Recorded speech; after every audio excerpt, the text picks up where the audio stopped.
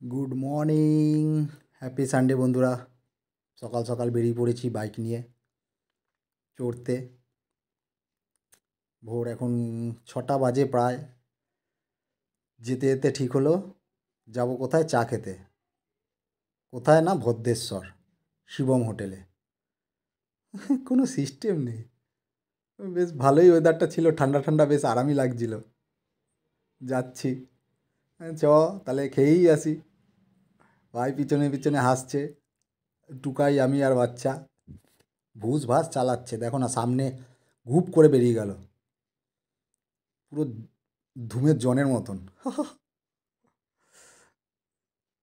চারদিকে বেশ সবুজ সবুজ, রোদ্দুরটাও ছিল না, আরামই লাগছিল, বেশ ঠান্ডা ঠান্ডা ওয়েদার।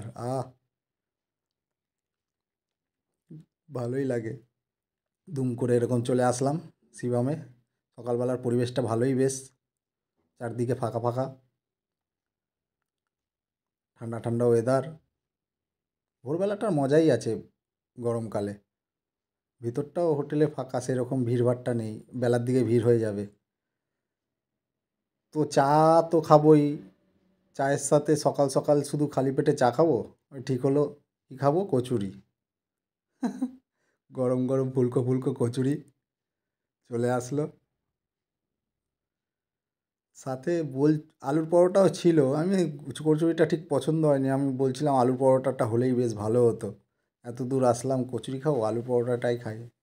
ভোট কচুরিতেই পড়লো, চল কচুরিই খাই, সাথে আলুর দম, আচার,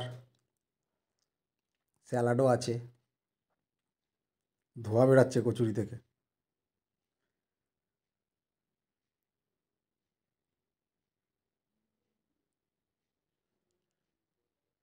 আর সকালবেলায় পেটটাও খালি ছিল, কচুরি দেখে বেশ ভালোই লাগলো।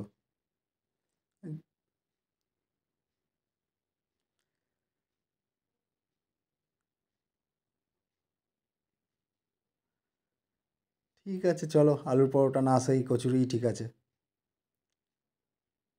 আমিও ফটাফট খেয়ে নিলাম, ভাই হাসছে। সাথে কচুরির পর চাও চলে আসলো। চাটায় চুমুক দিতেই মুডটা পুরো ফ্রেশ হয়ে গেল। চাটা সত্যিই খুব ভালো করে এখানে, খুব ভালো চা করে। আসলে কোনো দিনও খেয়েও, আমি আগেও খেয়েছি, ভালো চা করে। চাটা খাওয়া হয়ে গেল, পাশেই একটা মন্দির ছিল ছোট্ট, খুব সুন্দর, শিব ঠাকুরের মূর্তি, দারুণ।